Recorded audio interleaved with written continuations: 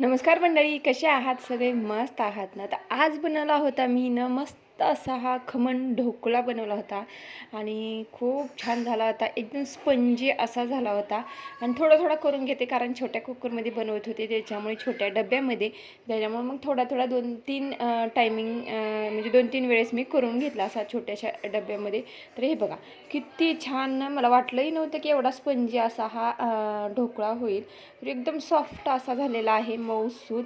आता इथे त्याला तडका देत आहे. हिरवी मिरची, मोहरी, जिरं आणि कढीपत्ता आपला हे सगळं टाकून त्यावरती आपल्याला ढोकळ्यावरती तडका द्यायचा आहे. कारण तडका दिल्यानंतर तर अजून त्याची चव वेगळीच येते खमण ढोकळ्याची. आणि खूप दिवसांना म्हणजे खूप दिवस झाले ना बनवलाच नव्हता. म्हणलं चला आज ना खमण ढोकळा ह्यावरती ना ओलं खोबरंही कोणी कोणी खिसून टाकतं, पण मी काय टाकलं नव्हतं. फक्त मोहरी, जिरा, कढीपत्ता असं कोथिंबीर त्याचा तडका दिला. सकाळच्या नाश्त्याला ते बनवलं खमण ढोकळा. आणि दुपारच्या जेवणासाठी चालली आता माझी इथं तयारी. तर दुपारच्या जेवणामध्ये बनवणार आहे चपाती आणि पालकाची गरगट्टा भाजी अशी बनवणार होते. तर कोण कोण गरगट्टा भाजी अशी बनवते. आता मला ना अशी सुक्की पालकाची भाजी आवडत नाही तेवढी, पण ही अशी गरगट्टा भाजी ना खूप छान आवडते. भात आणि भाजी, चपाती भाकरी काहीच नाही आहे. ह्या पालकाच्या भाजीसोबत मला ना भात आणि पालकाची भाजी ना खूप जास्त आवडते. तर आज स्वयंपाकामध्ये पालकाची भाजी, भात आणि चपाती असं दुपारच्या जेवणामध्ये होते. आणि आज मी केले होते वेपर्स केले होते, म्हणजे चिप्स रात्री पाडून ठेवले होते आणि सकाळी आज उन्हामध्ये वाफवून उन्हाला वाळत घातले होते. आणि त्याच्यामुळे मग आज थोडंसं सगळं लेट काम सुरू आहे. कारण सकाळ सकाळ लवकर उठले होते, तरी पण 5 वाजता उठले होते. 5 वाजता उठून मी चिप्स वाळत म्हणजे अगोदर पाणी ठेवलं, नंतर पाण्याला उकळल्यानंतर चिप्स टाकले, चिप्स चांगले वाफवून घेतले. नंतर मग वरी गेले मी वाळत घालायला चिप्स आपले. कारण कसं नंतर खूप जास्त ऊन लागतं आणि खालचं पण कामं तसेच राहतात, म्हणून लवकर अगोदर मी वरचं काम करून घेतलं. कारण कोणीच उठलं नव्हतं, मी एकटी उठून सगळं मग जे चिप्साचं काम होतं ते चिप्स वाळवून घेतले.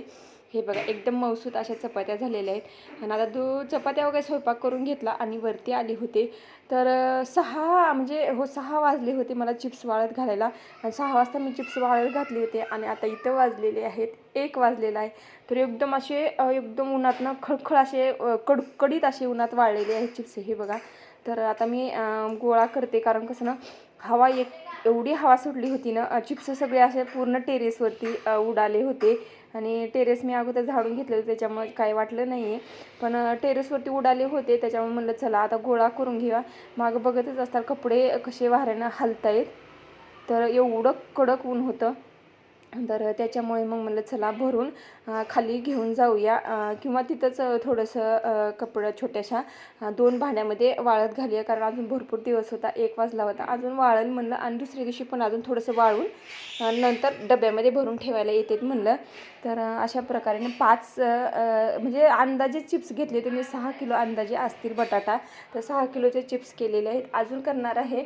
पण आता वाळवण्याची तयारी झाली, कारण इतके दिवस कसं ना आपल्याकडे सिलेंडर नव्हतं, त्याच्यामुळे सिलेंडरची कमतरता असल्यामुळे यावर्षी वाळवून काय थोडंसं लेट चाललेलं आहे. म्हणजे चला लेट का होईना पण थेटच आपण सगळं करायचं, लेट पण थेट. तर तसंच आता सुरुवात केली चिप्सापासून वाळवण्याच्या. तर आता मग चला एक आता सुरुवात वाळवण्याच्या पदार्थांना करूया. कारण कसं होतं ना, आत्ता वाळवण्याचे आपण उन्हाळ्यात पदार्थ केले तर आपल्याला वर्षभर खाता येतील ना. त्याच्यामुळं मग मी दरवर्षी ना सगळे पदार्थ वाळवण्याचे करते. चिप्स, कुरवड्या, नंतर साबुदाण्याची चकली, हे सगळे पदार्थाने मी करते म्हणजे करतेच.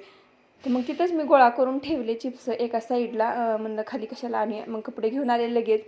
चिप्स गोळा केले आणि कपडे घेऊन आले आणि इतकं भयानक ऊन लागलं होतं ना, म्हणजे डोकं माझं अक्षरशः असं तापलं होतं. आणि आल्यानंतर विराजला झोपवलं आणि आता जेवण करायचं. तर थँक्यू फॉर वॉचिंग. बाय सगळ्यांना.